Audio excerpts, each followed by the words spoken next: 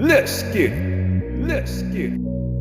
Desired states of consciousness. Go slow. Method, it's called U.S. Patent 5356368 method and apparatus for inducing desired state of consciousness, bro. Like they're downloading brain waves from these emissions. They're literally downloading thoughts onto our minds with these frequency towers, bro. And it's a government patent. It's government patent US 5356368. You never heard of that? That's crazy, huh? That's crazy. It's just, we want to know, like, when we go around these Glen Towers, we ask people. You never know if these things are real, but he did give the patent. Okay, there's the patent number. Here's the Google search. I'm going to go ahead and click. Here it is. Method of apparatus for inducing desired states of consciousness. Go slow. So?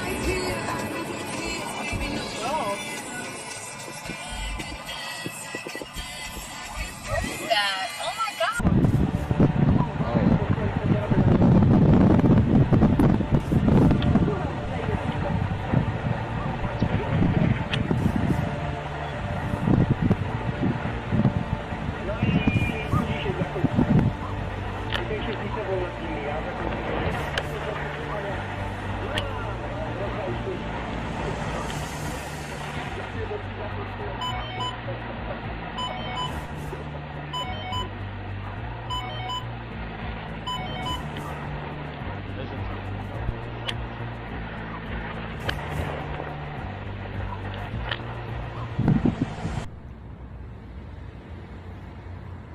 What is that? But yeah.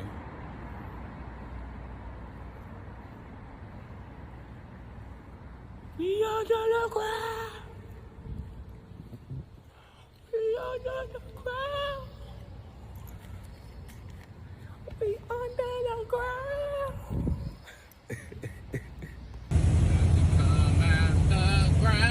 Jesus was Yeshua. That was his name, Yeshua. This was a real person that existed. Some people are like, oh, he was this imaginary person. No, no, no. There's a lot of evidence that he actually existed. He lived, he breathed, he had blood in his veins. He was a walking man, M-A-N. It wasn't some type of a flying guy with wings on his back. He was a man. He came through a womb. Here's what's interesting though. There was a little something different about this guy. The fact that he was a virgin birth, but when I looked deeper into see, well, maybe this was a mistake or maybe it was a mistranslation, I found through the Apocrypha text that his grandmother was also a virgin birth. Now this is really interesting. So we see this established bloodline here where through the grandmother comes his mother, and then through his mother comes him, both through in vitro fertilization. This is advanced technology. Someone purposefully did this.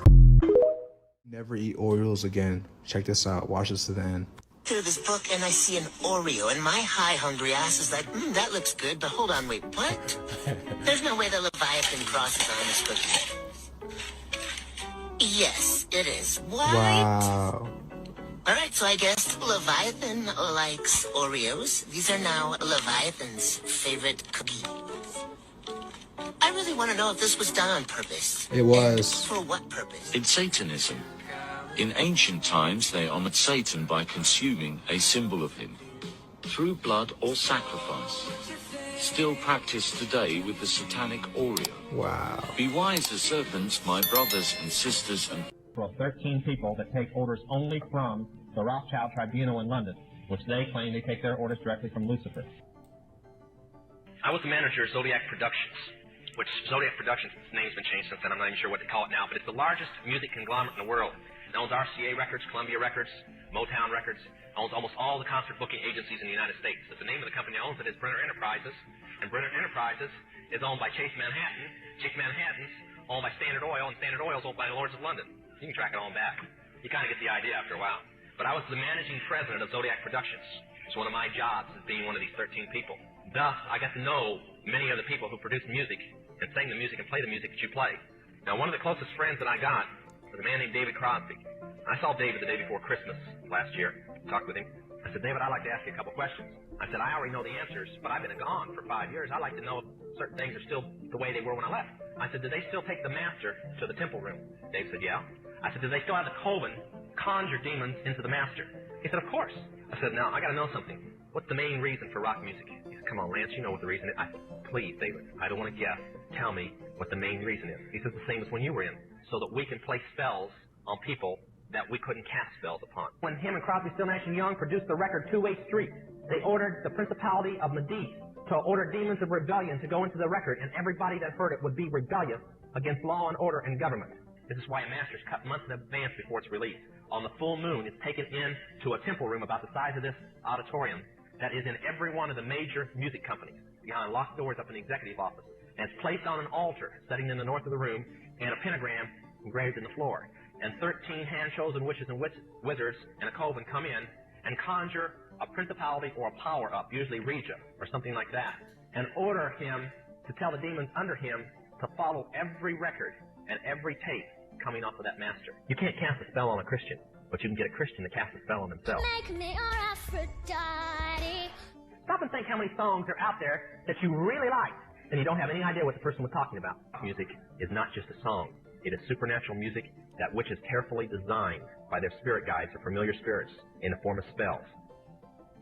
And music is a whole another area that employs these techniques. Popular music, all popular culture. It's not just entertainment. Entertainment is not value-free. It has ideological content. It presents a worldview that influences the people who are watching or listening. So we've got this disconnect, thinking that entertainment is harmless when it's the most important delivery system of propaganda, because it influences people without their conscious awareness, and that's the ultimate in controlling people in society, is to do it without them being aware of it. See, I told you. Watch us get around the fucking corner and that motherfucker be an actual fucking moon or sunlight or something. What the fuck? There's no way that's a fucking the moon. Did you not see it grow? Yeah. It was a speck. It was fucking like a cluster. Yeah, it like boomed into whatever it was.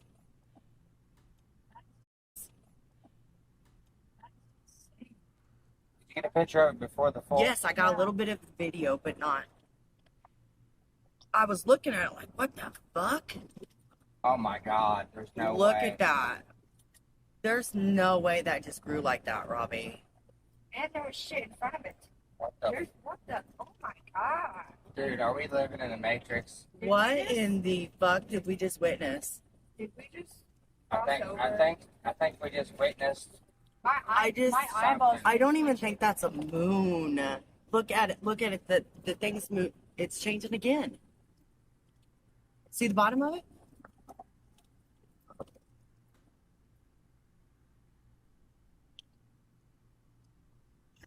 What the fuck is this?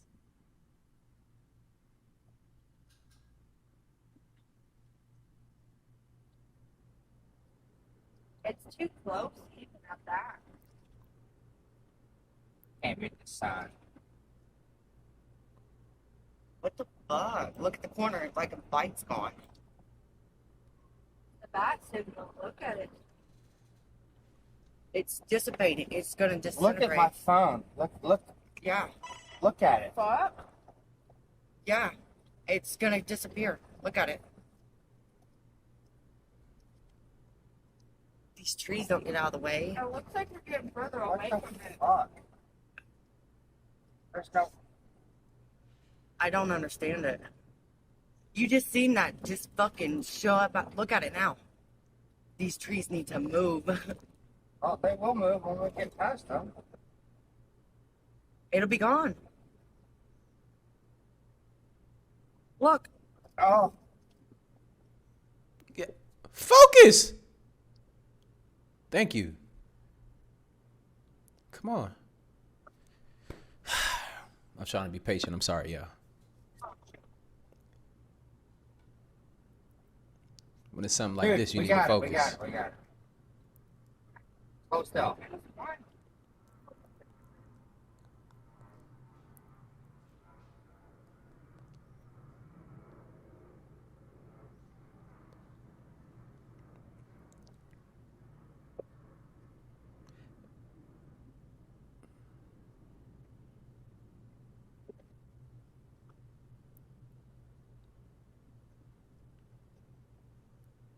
What the fuck was that?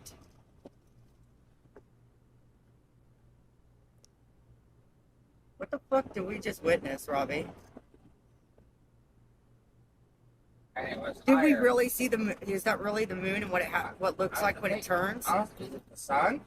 But how did it change? What the fuck?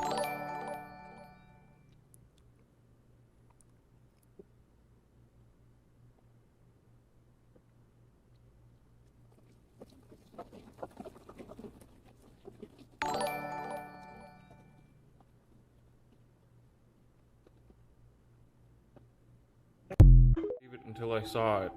2 suns. I thought it was some kind of internet hoax type deal. But with all that smoke out there, you can see all the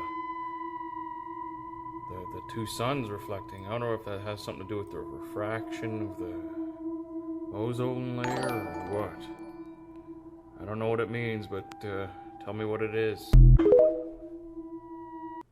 Here on Weather Command, back-to-back solar flares are headed for Earth, and that new is a double-edged sword, or that news. So on one hand, it could create the dazzling auroras that we're used to when it comes to solar flares, but on the other, there could be some fluctuations in the power grid. NOAA has issued a minor geomagnetic storm watch for tomorrow. So for most people, a geomagnetic storm, it's going to be something that you don't have to be too worried about. The watches, though, do help government agencies, power providers, even telecommunication companies, satellite operators to prepare to protect systems that are affected by space weather. Now, NOAA satellites are constantly monitoring the sun for activity, which helps the Space Weather Prediction Center issue forecasts.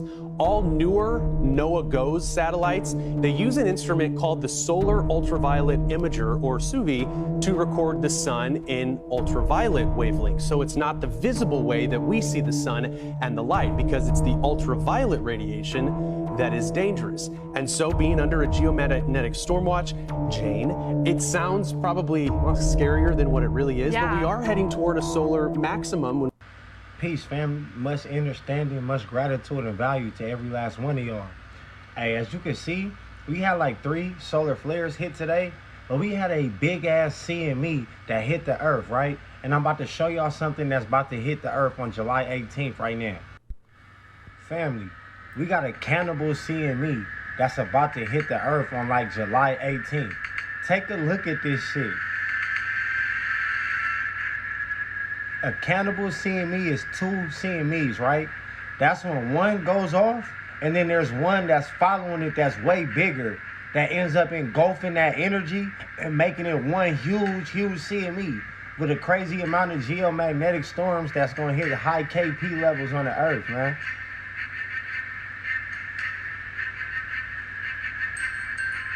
Notice they use the word cannibal though. They real choice with these spells that they use, man. But they call this a cannibal coronal mass ejection. This is a quick visual of what that's gonna look like as well. So you see one CME go off, then you see the other one that's following right behind it that's a little bigger in scale. It's just gonna make both, that's gonna combine them both and make it a maximum energy. But like I was saying, there's no telling when it's gonna come. They say July 18th, it could come before that, it could come after, but this is directly earth facing. This is a huge amount of energy, and these solar storms is gonna be the way how the power grid goes down. But this is huge, family, so you know we're gonna see what happens with that. But you also know that a lot of energy is gonna be hitting this realm in between that time. Like I was saying, if you look in the middle, we had an M5, a very, decent sized solar flare. We had 2 M2s back to back. CME impact detected, right? The solar winds are almost 500, man. So the KP levels are going to be through the roof, man. But like I be saying, man, the guys and the goddesses on the realm don't have nothing to go about. Still go outside, your daily routines, gathering that nature, that sun, all these things. You should really be going out there more when there's energy out there, I say love y'all. This bullshit, right? Man, blow up, man, blow up. Fuck, I be trying to blow their ass up. They trying to block out the sun. You see them. I've been out here for like an hour or maybe 2 hours, right? I'll look up. This shit crazy. Yeah, look at this bitch ass partner. They out here Creating X's and O's. Nigga. You can see how they are just attempting to block it off. Mind you, I just made these posts about on the West Coast how it's finna be a heat wave. I understand why they trying to do this, but ain't y'all notice how lately it's been contrails, not chemtrails. Chemtrails is this thick ass shit right here, pause, that just stay up in the sky. We ain't been seeing that lately. It usually dissipates as soon as it comes out. Now they are for sure trying not to absorb these rays. They going out their way, family. They trying to cloud us out. None of these clouds were out here. We're watching them make these fake ass clouds right here. That shit gonna spread, right? And you can tell they started on that side earlier today. Look at this bullshit. Look at this shit, man. Come on, bro. That's crazy.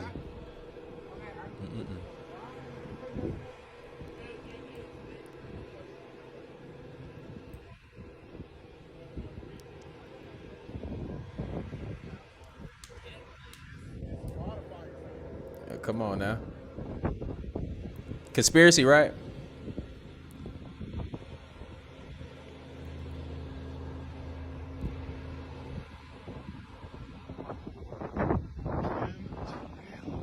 What is that?